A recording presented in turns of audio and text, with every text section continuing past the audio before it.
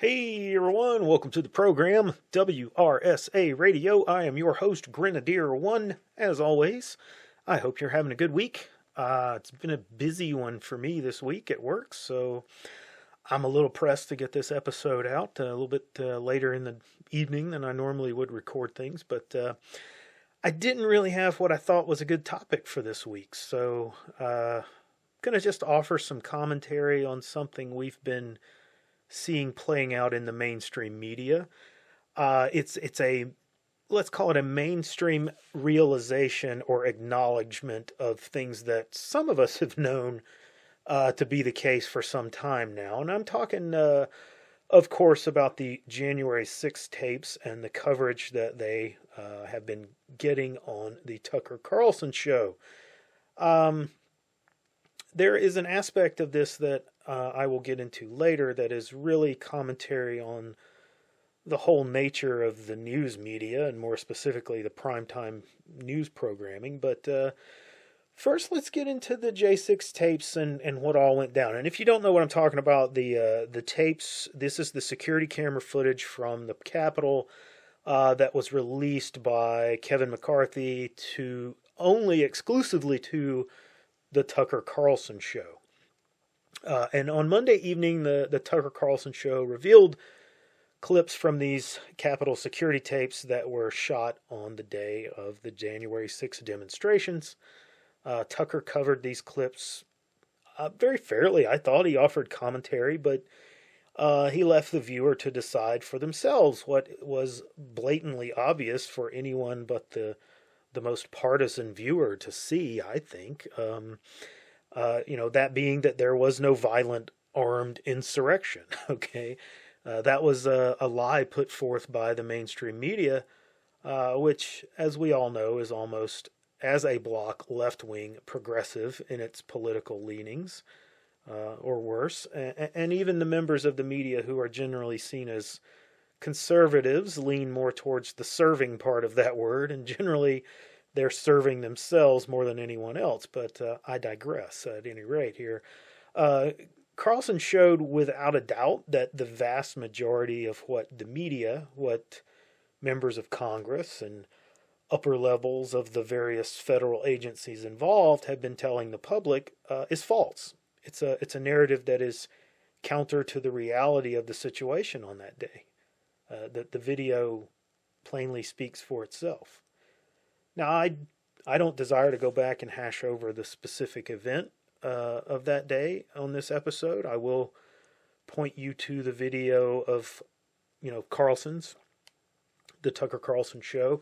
There are videos out there of, of his show. And he continued on Tuesday and Wednesday night as well to cover this story. I believe he's going to cover it again tonight and Friday night, if he does a show. I know sometimes he doesn't do a Friday night show, but the videos are out there and you can go watch for yourself and digest it. I just don't want to devote a lot of time to the event itself because honestly, it will just get me angry. Okay, angry about what could have been and what has happened to the people who are currently rotting in jail. I do want to point out however. So. Let me touch on it. The narrative that was told to us, which is contradicted by this video, was used to bring criminal cases against many, many people from that day. Very, selective still frame pictures were used to identify and file charges against these people. And many of them were convinced to take plea deals to avoid trial without knowing that this video evidence was available to them. It was withheld from them. It was not available because it was kept back. It was kept secret in some cases, and others they were just flat out denied, access to it. And that's not only illegal, it's immoral and it's unethical. The Department of Justice withheld video evidence that could clearly be used to prove that individuals were innocent of the charges placed against them because that evidence was going to prove that. It wasn't just, maybe somebody could interpret this as, no, this was going to show that what you were selling was not accurate. It was going to sink their narrative, and they must have convictions and criminal charges because they have, made this case publicly and so loudly and vocally that this was a violent armed insurrection that resulted in the deaths of of Capitol police officers. And logic would tell you that, if that were the case and people were arrested, that at least some of them would likely be guilty of those crimes and be convicted.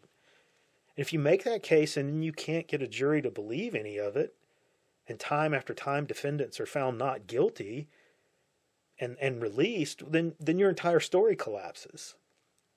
They had to have convictions, and they were hell-bent on making that happen, and they didn't care about breaking the law to do that, to accomplish that.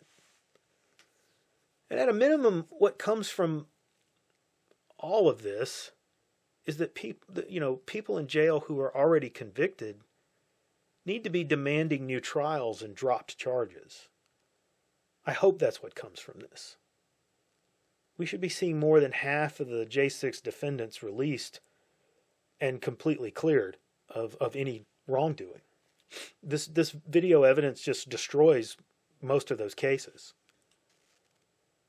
At a minimum, government lawyers who illegally withheld this evidence from defense attorneys should be disbarred. They should never be near a courtroom presenting a case again. It's unethical behavior at its highest for a prosecutor, I think. Now, there may be times where the argument can be made on technical grounds that information is not really relevant, and so no requirement to provide it in discovery existed. I'm sure that every prosecutor out there has taken that position on something, which is understandable. I can get that, and may even agree with them in some of those cases. But this is not one of those times. It's clearly relevant material. It's clearly exculpatory. And to withhold this from defense attorneys is unethical and illegal, and there's no justification for it. Heads must roll for this. If there's any shred of dignity and fairness left in the federal justice system, then someone must be held to account for this, and people should be going free. At a minimum, that should be happening. And I saw after I put this show together that there were something like 30 J6 defendants who are already reaching out asking for, their legal teams asking for copies of all of this video evidence. So maybe we will see some progress in that regard. Now, like I said, this is the part that gets me so angry about it, because I say this knowing full well that nothing is going to happen. Nothing's going to happen to the lawyers. Maybe something will happen to, for the defendants. Maybe some of them will be able to get released. But I have no confidence that anything will happen. Any kind of punishment will be handed out to the lawyers at the DOJ who have done this. No one will pay any price for this, except for those people who are still sitting in jail, going on 2 years now without being brought to trial. They're being held without bail because the government has made the case that they are so violent and so much a danger that they cannot be released. They're being charged with crimes that barely carry more than 2-year prison terms in a lot of these cases. Many of these men, if they were convicted, they would be immediately released for time served, or maybe they spend a month or two more in jail, something like that, and then they would be released because they've been held for so long. They're paying the price before they've actually been convicted of anything. And that's just unconscionable. This is the kind of thing that our forefathers went to war with England over. And yet it's happening today. And truth be told, it's happening all over the country to people for all types of petty crimes. But that's an entirely different discussion. So we'll kind of move on from that. But it leads me into the next aspect of this, because historically the media has made a lot of hay out of advocating for criminal justice reform. That very case. They have made the case that I made there, that people being held without bail are serving jail terms longer than they would serve if convicted because of the logjam and backup in the court system. And those are valid points. And there are many examples of it that the media has brought to light. In doing good. I think that's a valid, very admirable thing to do. But it's often tied into an appeal for what they term as racial justice, which is just a fancy term for asserting that this more often happens to minorities than it does to white people. Now, I'm not going down that rabbit hole, so I'm not going to offer any commentary on that assertion. I just bring it up to point out that this would, seem to be a situation that the media would be more than willing to jump on to use to advocate for that cause.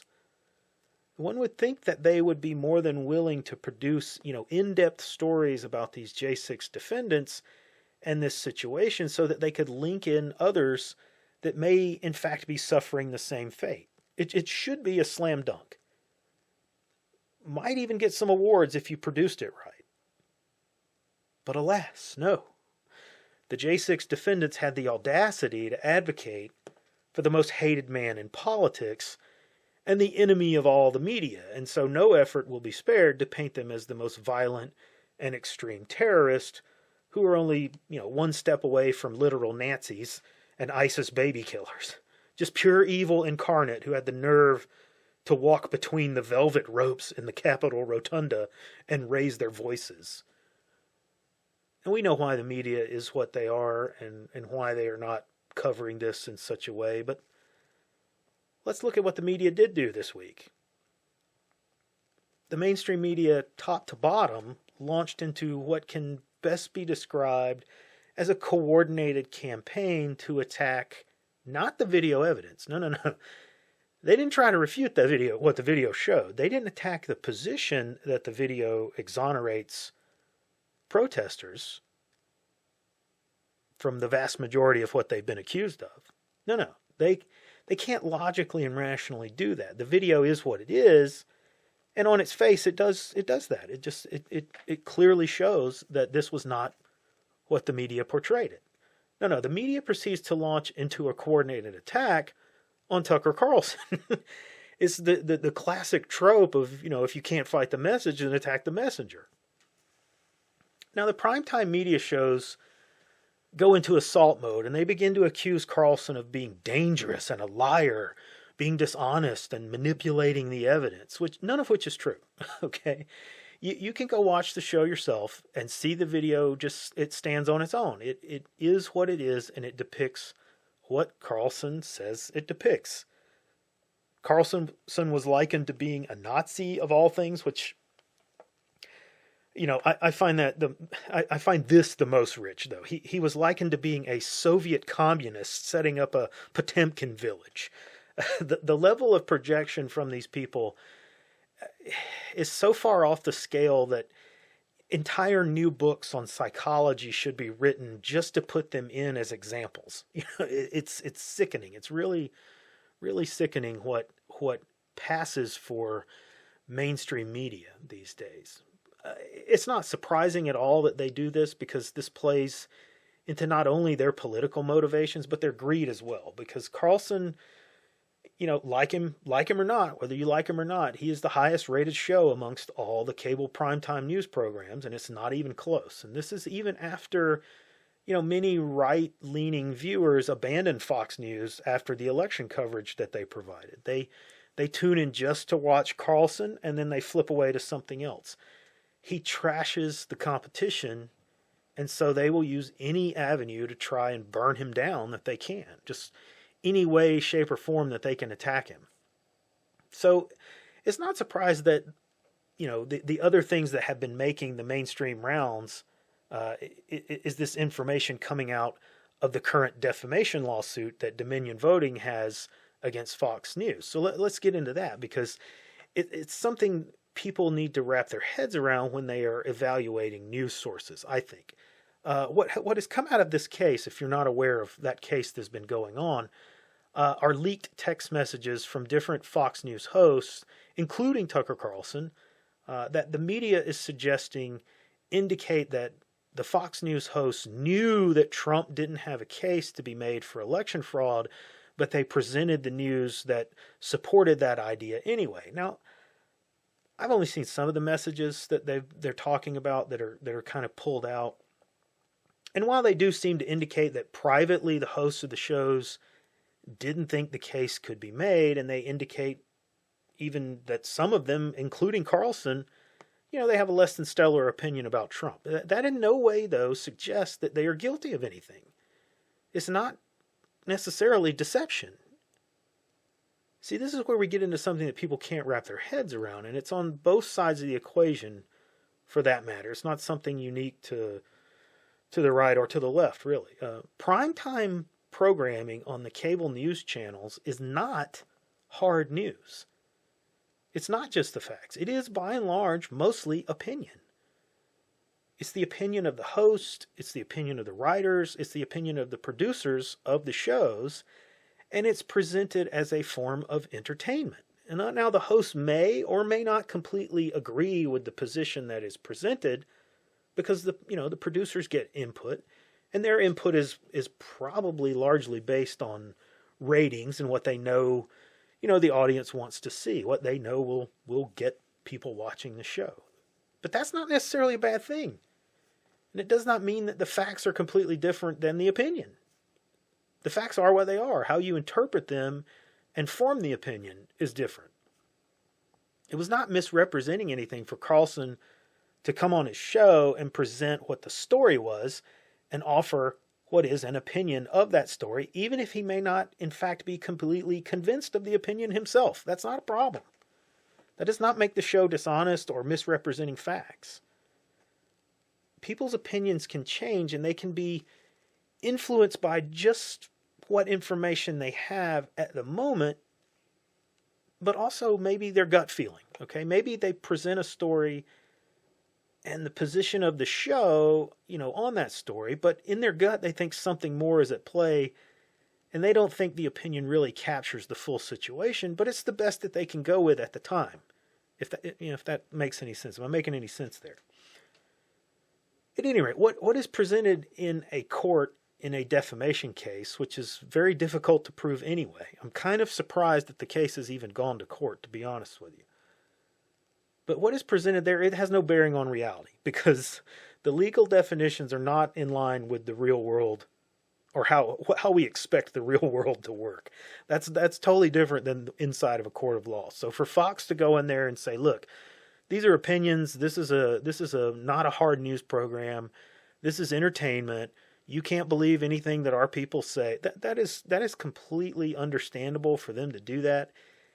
It doesn't mean that they're not presenting facts or they're not presenting information as they have it. It just may mean that, hey, look, we can't go into a court of law and prove this beyond a reasonable doubt.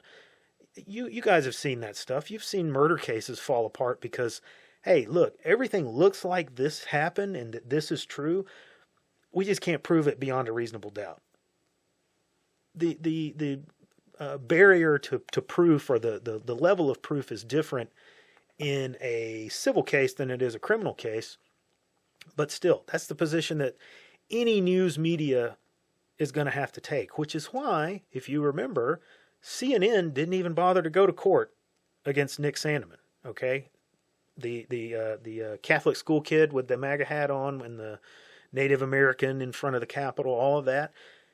He filed a lawsuit against them for defamation, and they settled $250 million. Here you go, buddy. We know we screwed up. They knew that they couldn't go into court and sit there and say, hey, look, we're just giving opinions, because then they think that, well, that would invalidate us. That would make us look bad. So they just settled. Fox decided they couldn't do that. They weren't going to do that. So at any rate, Carlson is accused by the media of detesting Donald Trump, which he says in one of those text messages, and being eager to move on so he does not have to cover Trump anymore. He admits that. That's the text message. He says he detests Trump. That's fine. There's nothing wrong with that position. He can have that position. What the mainstream media and what many leftists on social media are trying to do is drive a wedge between Carlson and his viewers with these text messages, because they think it's some kind of damning evidence and it proves Carlson is a liar. And as what the White House spokesvermin says, that, Carlson is not credible. See, I don't get that at all. I don't get that. I get the exact opposite. What I get from that is that while he may personally dislike or even hate the subject of a story, he's still presenting the story as it is based on, what is known at the time. In other words, he's not letting his personal opinion overrule and discount the information that he has about the story, which is something that the other primetime media people do so often that they can't even recognize it when they see it, when it's presenting them right there in the face. It's displaying their hypocrisy so blatantly they can't even see it. Now, I don't want to get into the specifics of that election case because platform nonsense, if you will. So I will leave it at that. But it's just a very interesting thing, and I'm not trying to be a defender of Carlson. I tend to not watch mainstream media at all, including Fox. So I've generally limited myself to clips from YouTube of his show that people post. It's mostly just because I don't watch, but from what I see, he has consistently been the only host on primetime opinion shows who presents the information in what I deem to be a fair and honest way. I don't always agree with his position, but nor should I, nor should I be expected to do that. What I find amusing is that the very same people who are heaping on Carlson for what they term dishonesty are themselves nothing more than the mouthpieces of the government. And this video release about January 6th has made that abundantly clear to anyone who is intellectually honest enough with themselves to see it. If far too many people on both sides believe that primetime media shows are hard news, like I said, they are not hard news at all, which is totally fine. They're supposed to be news opinion shows, but what we are coming to see is that almost all of them are just flat out propaganda for the establishment. Now, we lack honesty in the West these days, and I think it's going to be our downfall. And that's all I have time for this week. Like and subscribe. Come see us over on Gab and the Mothership, and I will see you on the next episode.